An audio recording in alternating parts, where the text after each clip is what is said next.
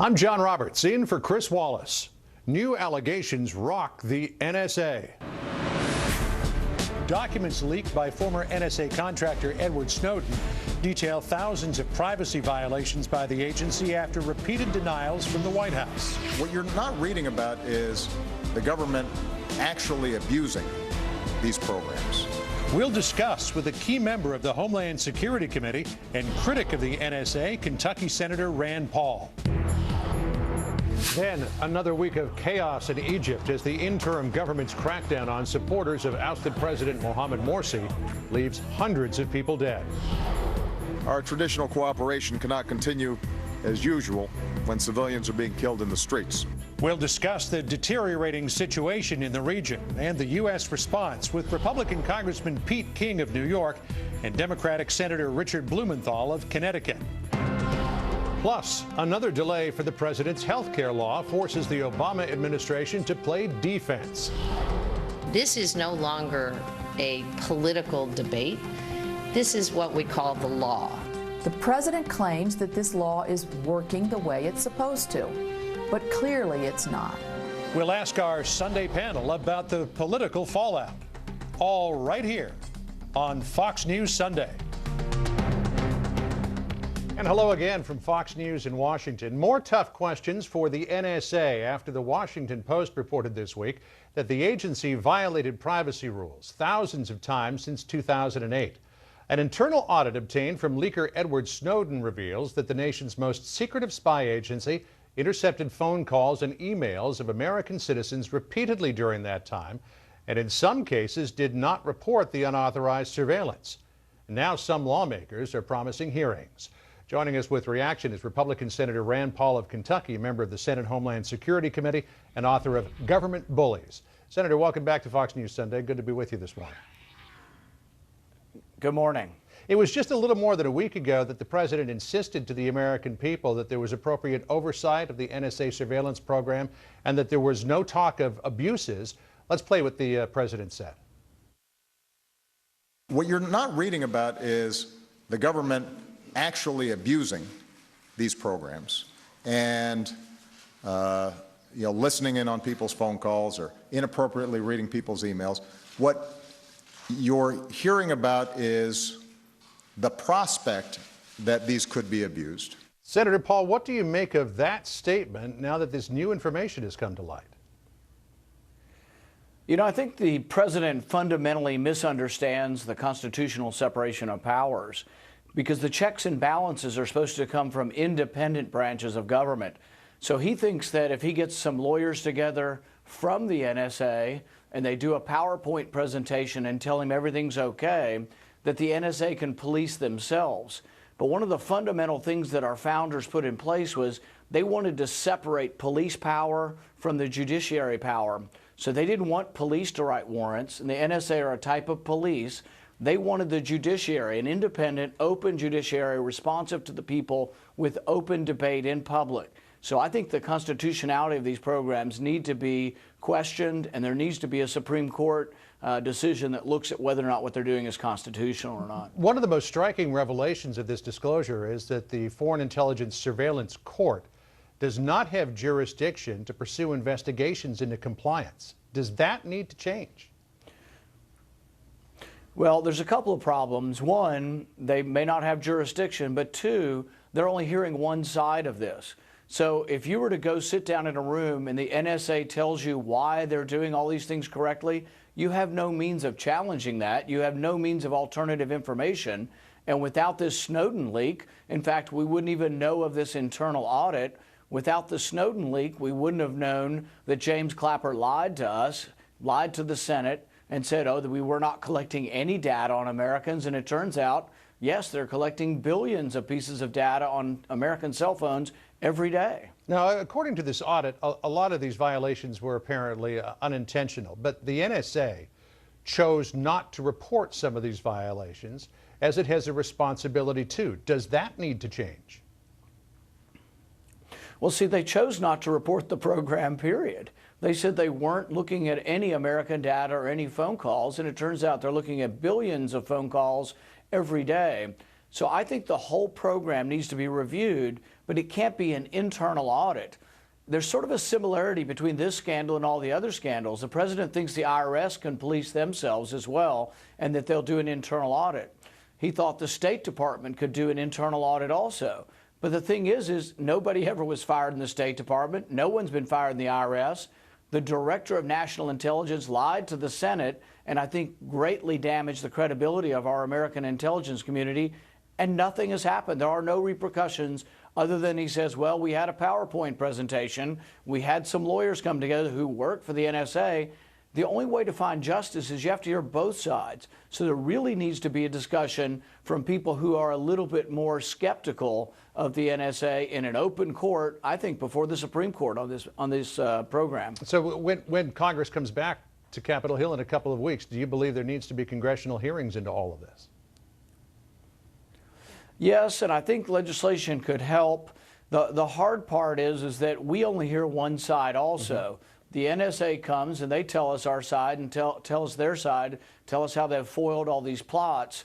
But it turns out when there is a discussion back and forth, we really discover that they did not uniquely use this American surveillance program to get anyone. I think they got most of the terrorists, or stopped most of the terrorists, if not all of the plots, by good old-fashioned police work and getting warrants and getting wiretaps on people who they were suspicious of, whom they ask a judge about. And I'm not against that. I'm all for surveillance of spies. I'm just not for this gross bulk gathering of data on all Americans. In fact, you are one of the most strident critics of the current NSA surveillance program, but with congressional hearings, with more congressional oversight into that program, with more duty to report compliance and other aspects of it, would you be comfortable enough with it to let it go ahead?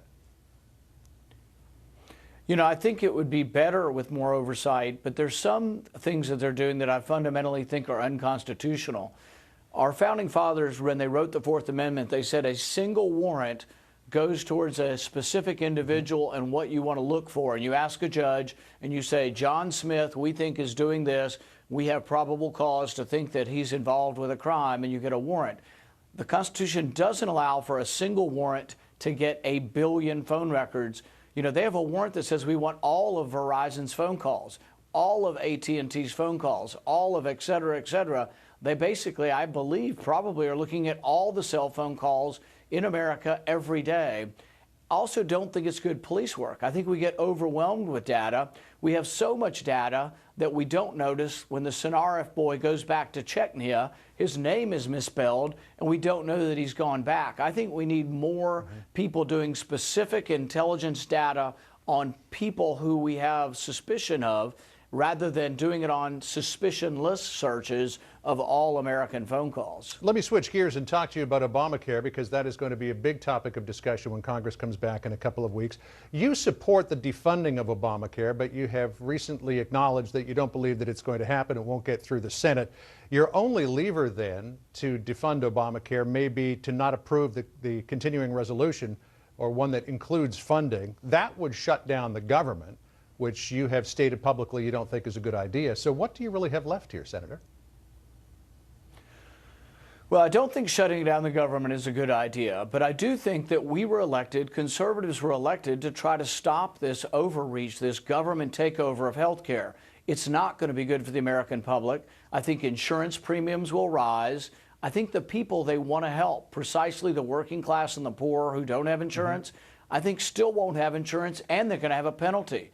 So what I would say is, people want us to stand up and fight. I'm willing to stand up and fight. We should use the leverage of controlling 1/3 of the government. We don't control all of the government, but Republicans control the House of Representatives. They should stand up, use that power to, at the very least, make this law less bad, delay it, do something we can to protect the American public from this law. Or if we do nothing, we're just saying to the president, hey, you get your way. But that's not really what the government's about. When the government's divided, we should use the leverage of controlling at least part of government to try to get the law more to our liking. You've talked about trying to pass a bill to defund Obamacare in the House. It wouldn't pass the Senate, and you try to come up with some sort of compromise in conference that might delay implementation of the individual mandate. But there are plenty of bills that have gone to conference that have not worked out in the end. There is no compromise, and so the law is enacted as it is. Do you think that is going to happen in this case? You know, I don't know. I think there's always a great desire not to shut the government down, and you use that desire to try to get a compromise. And I think ultimately you could, in conference committee, either make the law less bad or delay the individual mandate or delay the whole thing. Even the president is very concerned about this law because he's delaying the employer mandate because he's concerned maybe about what it'll happen in the elections when it is seen that insurance premiums go up and actually there are more problems than there are benefits. You have said that you would not vote for a continuing resolution in the Senate if it includes funding for Obamacare. But even if you don't vote for it, it'll likely pass the Senate. But if your colleagues in the House did exactly the same thing, as you suggest you would, that would shut down the government because the resolution wouldn't pass, which might lead some people to wonder if you're trying to have it both ways while the House has to have it one way. Well, I think what would happen is if the House voted to defund Obamacare, it would come to the Senate. I think the Senate would approve Obamacare funding. It would go to conference committee, and then I think a compromise would be achieved. But it's only achieved if the House stands up, uses and asserts their belief that Obamacare is a bad law and will hurt people. And if they stand up and are strong, then I think the strength of that leverage would be used to achieve a compromise. But if we announce defeat in advance, as some had, then that destroys the effort that we're trying to do. But there are many conservatives like myself standing up and saying, look, Obamacare is going to be a disaster for the country. And as I travel around Kentucky and around the country, people come up to me and they say, stand firm, stand up, try to stop this monstrosity because it's going to be bad for the country. Senate Majority Leader Harry Reid was recently asked at a Nevada public broadcasting system program if the ultimate goal of Obamacare was to move to a single-payer system. He responded, according to Forbes magazine, yes, yes, absolutely yes. If the Senate Majority Leader tried to move Obamacare to a single-payer system, what would your response be? Well, you know, I think it's amazing sometimes when politicians are forthright. He's admitted now that that is their goal. People have to think about it. The goal of single payer, that may well mean that everybody in the country gets Medicaid. And if you're excited about going on Medicaid, then you need to vote with Harry Reid and with the president. But I think it's a bad idea. 85% of us had health insurance. We should have tried to fix the system for the 15% who didn't, instead of destroying it for everybody in the country who actually had good health insurance. Our main concern was the price rising. The president did nothing about prices rising. He's actually made insurance more expensive because of his mandates and making the insurance cover more items. On Egypt, Senator Paul, you issued a statement the other day after the carnage of Wednesday, calling on the president to end foreign assistance to Egypt. But that relationship does a number of things. It ensures compliance with the Camp David Accords. It allows American military overflights without prior notification. It moves U.S. warships to the front of the line at the Suez Canal. If you were to remove that military assistance, could you potentially damage a relationship that the United States needs to have with a very important ally in the Middle East? Well, the law is what the law is, and the president is currently in defiance of the law. The law is very explicit. When there is a military takeover, our aid must end. Not that it might end or that he can sit around for months deciding whether he's going to end it. But there are ways to avoid that. There are ways to avoid that, which the president is pursuing now. The question is, would ending military aid to Egypt be a prudent thing to do? Yes, because the thing is I don't think we're buying any love of the Egyptian people. When they see an American tank on the street, when someone is shot down or rolled over by a tank that was purchased with American money, do you think that buys any friendship with the Egyptian people? What happens with foreign aid is basically foreign aid to Egypt is more likely to buy a lavish chateau for a dictator or a general in Paris than it is to buy bread for people in Cairo. We are not winning the hearts and minds of those in Egypt. All they do is they see our aid as something that goes to the people that are the dictators and despots that have been taking away their rights for generations. They also see it stolen. Mubarak stole it by the billions, and he had fancy homes all around the world with our money. It has to end. We don't have it, and it's counterproductive, and it shows nothing but American weakness to continue it. Those who want to continue this aid, they say, oh, we're projecting American power. They're projecting exactly the opposite. They're projecting American weakness because it shows that we are so weak that we will not even adhere to our own conditions on this aid, and it's not modulating behavior because the Egyptians just keep doing the same thing. And when they roll tanks over protesters, that's not something I think most Americans would support. Time is growing short, Senator. We just have a few seconds left, but I would like to look at politics for a second. There's been a very public spat between your camp and the Chris Christie camp, which you said earlier this week you'd like to try to diffuse, maybe over a beer, but it continues because after Governor Christie's statements about the Republican Party should be trying to win elections, not having fights over ideology, one of your senior advisors said, if I translate Governor Christie correctly, we shouldn't be the party of ideas, we shouldn't care what we stand for, or even if we stand for anything, we reject that idea. Content-free so-called pragmatism is the problem, not the solution. And then your father, Congressman Ron Paul, came out and said, Christie offers nothing. Do you agree with your father? What I would say is the party's big enough for both of us. It's big enough for a lot of different Republicans. And in fact, we don't need to. This all started with him saying, oh, we don't have room for libertarian Republicans.